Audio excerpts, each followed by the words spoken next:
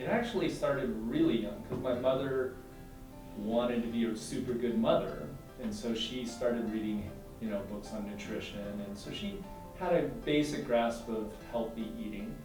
But I look back and I don't consider it overly healthy, but compared to my peers it was. I mean, I was not eating luncheon meat on white bread, I was eating whole grain breads, I was never had Coke or, any of the soft drinks, So, I mean, I was raised pretty healthy, but I was still eating meat and whatnot. And then I was in college, I was a chef to earn my way through school.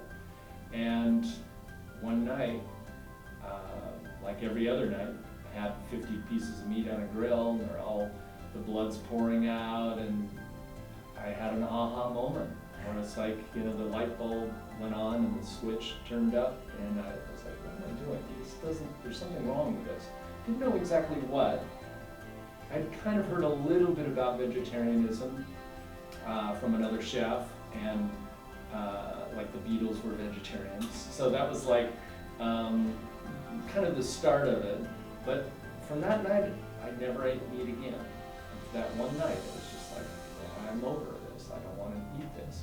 And then very quickly, I started reading about like vegetarian. Like, why am I doing this? I didn't even know really why. And then I started reading about the health aspects and the ethical aspects. Do I have the right to take another life? And things like that. I'd always been very cared about animals a lot. Kind of, real compassionate. And so I started really cementing why I was a vegetarian.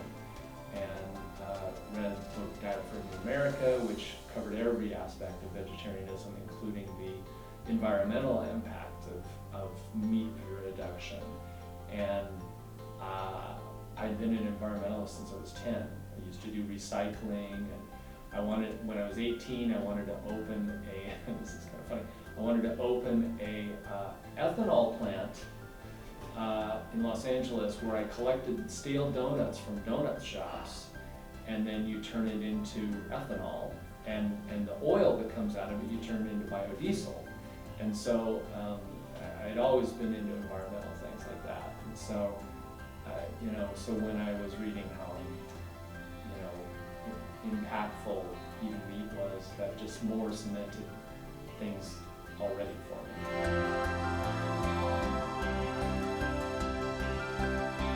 Always like inventive in the kitchen because I'd been a chef, and now I was a vegetarian, and in those days there weren't that many choices like there are now. So I was always trying new things and seeing if I could come up with cool recipes, because I was always a foodie too. A lot of people think, vegan, it's boring. Well, I don't like boring food. So it's like, it was tough in those days because there weren't a lot of choices, but there were some really good ones. And they inspired me to think outside the box and like make new recipes. So I was always making recipes, and loved good food. If I traveled, it was always like a food tour. It's like, ooh, what new places can I try? So I've always been into food and loved food. And then about a little over 5 years ago, a partner and I started Sun Cafe Organic here in Studio City. Kind of the goal that we wanted with the restaurant was nobody ever leaves feeling deprived for eating healthy. We wanted it so tasty, but still healthy, that it would shock them. Wow, this is healthy? And like our kale shake. I mean, normally when I say those words, people go, kale shake? That sounds horrible. And then they taste it, and it's like, oh my God, it tastes like pistachio soft serve ice cream. And so that was exciting to see the transformation. People like starting to get that, like, you don't have to eat, stuff that tastes like dirt to be healthy. And that was our goal. And we started hearing comments like this. I would walk through the restaurant, and behind me I'd hear somebody say, well, if I could eat like this, I could be vegan. And that was thrilling to us, because that's what we wanted. We wanted people to be healthier, save the animals and all that.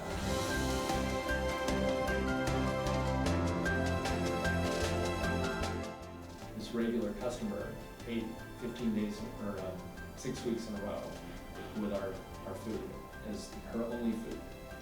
And her words, she gorged herself, she had her shakes and her desserts, which incredibly decadent, desserts. And she said, and I lost 15 pounds in 6 weeks, eating as much as I could eat of like super, decadent food. And it was like, wow, that was pretty interesting. And she wasn't that overweight. She wasn't like 100 pounds overweight. She was maybe 40 pounds overweight, so she lost like half the weight. And it was like, wow, eating things with high calorie and so on. That's something that a lot of people don't understand. And Dr. T. Colin Campbell, in his book, The China State, talks about that. Like, calories is not the be-all, end-all of weight. In his study, he found people eating almost 50% more calories actually weighed less, doing the same amount of exercise. It's the type of calories you're eating. And the way I explain that is, in my past, I've sat down with a whole box of Oreos, and before you know it, they're all gone. Well, a whole box of Oreos is like 3,000 calories. That's more than the daily requirement of calories. And what happens? At the end of eating 3,000 calories, I should not want to eat for days, right? I'm still hungry. Why is that? It's because your body's not getting what it wants and needs. Your body is saying, okay, you gave me all these calories, but I still need fiber, still need nutrients. Where are those? And your body keeps eating. And that's why I'm very big on a diet doesn't mean deprivation. A diet means you should eat all you want. You should eat the right things though. And that's where health comes in. People, counting calories and all, it's not gonna last. You're not gonna count calories for the rest of your life. You wanna eat what's right. And you will never gain weight if that you don't want to gain with, working out and so on. You can gain weight. I know bodybuilders that eat nothing but green vegetables. Totally contrary to mainstream that you've got to have all this whey protein and whatever. One guy I know, we call him Superman. He looks like Clark Kent. He's like 6'3", wears the glasses, and is the most ripped, not like ridiculous muscle, but he's like, an Adonis. I mean, he's like cut and great looking, and it's all greens. He eats tons and tons and tons of greens.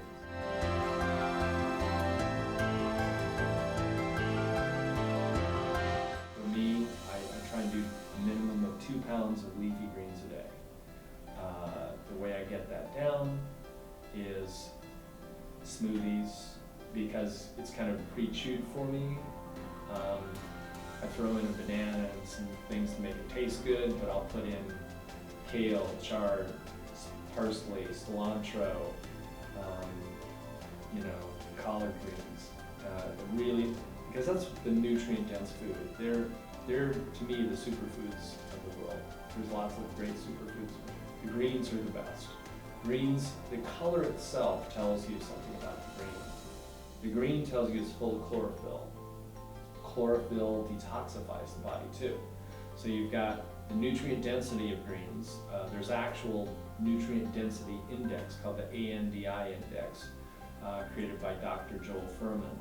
And it's a great little tool because he takes all these different foods and tells you what the most nutritious are. Dominating the top of the list are the greens.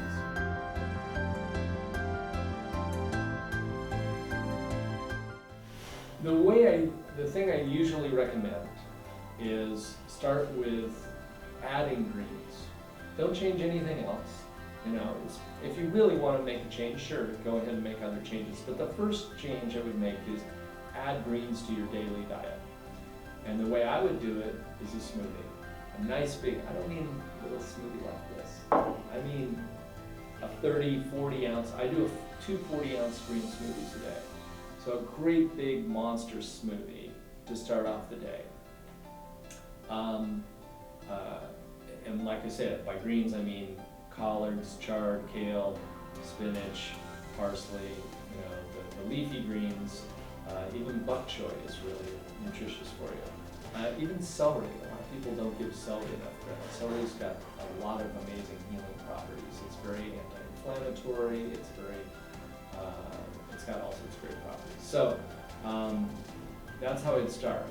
Just add that, and add 2 if you can. I mean, I would highly recommend you try 2 a day, and if you want to lose weight, 3 a day, and eat them before a meal, and then eat whatever you want.